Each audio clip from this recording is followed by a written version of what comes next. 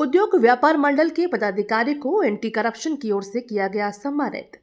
देश में बढ़ रहे भ्रष्टाचार और घूसखोरी को लेकर उद्योग व्यापार मंडल की ओर से भ्रष्टाचार के विरोध जारी महासंग्राम में दिए जा रहे सहयोग के लिए एंटी करप्शन मूवमेंट भारत की ओर से सम्मानित किया। मेरठ जिले में चल रहे एंटी करप्शन मूवमेंट भारत की ओर से सम्मान समारोह में मुरादाबाद से पहुंचे उद्योग व्यापार मंडल के प्रदेश अध्यक्ष अरुण गोयल तथा पदाधिकारी को एंटी करप्शन के राष्ट्रीय अध्यक्ष ओमकार गुप्ता तथा कार्यकर्ताओं ने सम्मानित किया। इस मौके पर उद्योग व्यापार मंडल के प्रदेश अध्यक्ष अरुण गोयल, सिराजुद्दीन उर्फ पप्पू भाई आदि गणमान्य लोग उपस्थित रहे। भारत के राष्ट्रीय अध्यक्ष को हमें न बुलाना पड़े, हम अपने अंदर इतनी ताकत और ऊर्जा भर लें कि अधिकारी ये कहे कि आइए जिला अध्यक्ष जी आपके लिए कुर्सी खाली है। ये कब होगा? ये जब होगा जब मैं अपने शहर के अंदर व्यापारियों के हित की बात करूंगा, और जब मैं व्यापारियों के हित की बात ही नहीं करूंगा, खाली आई कार्ड मैंने जेब में रख लिया एंटी करप्शन का। सर, आपका शुभ नाम? मेरा नाम ओमकार गुप्ता है।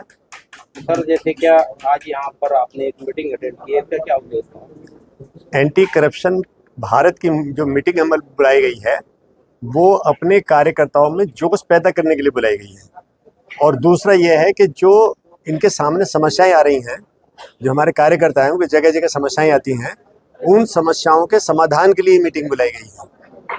जैसे अगर किसी कार्यकर्ता के सामने कोई अधिकारी डट के खड़ा हो जाता है, जैसे भी मैंने भी बताया था खुर्जा की एक घटना हुई थी, वहाँ पे जिस डॉक्टर ने 7,000 रुपये रिश्वत ली थी वो सीएमओ कुछ नहीं कर रहा था। उन्होंने मेरे को फ़ोन किया, मैंने वहाँ जब उनको फ़ोन किया सीएमओ को, वो आगे आगे भाग लिया, वो तुरंत समस्या का समाधान कराया।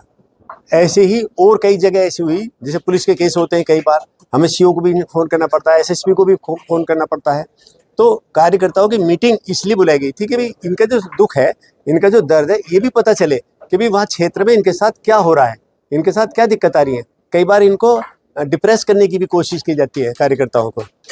जैसे क्या कार्यकर्ताओं को धमकाने की भी कोशिश करी जाती है? बिल्कुल धमकाते हैं, पुलिस भी धमकाती है, बदमाश ही धमकाते हैं, जिसके खिलाफ तुम कार्रवाई करते हो वो भी धमकाता है।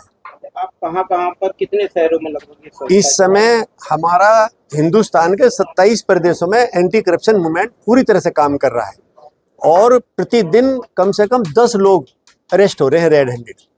आज इनको आना था। एक सबसे बड़ी दिक्कत ये भी आती है, जो आईएएस और आईपीएस हैं वो हमें समय देना नहीं चाहते।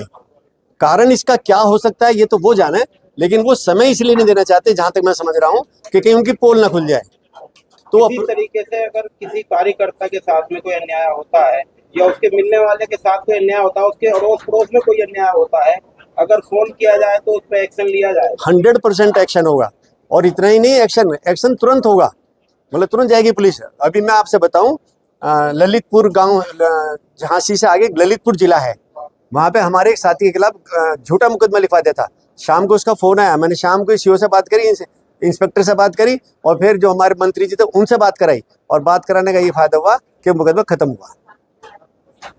तो हम अपने चाहिए के लिए, तो अगर रात को 12 बजे कोई फ़ोन आता है तो हम तैयार हैं, और कार्रवाई होती है।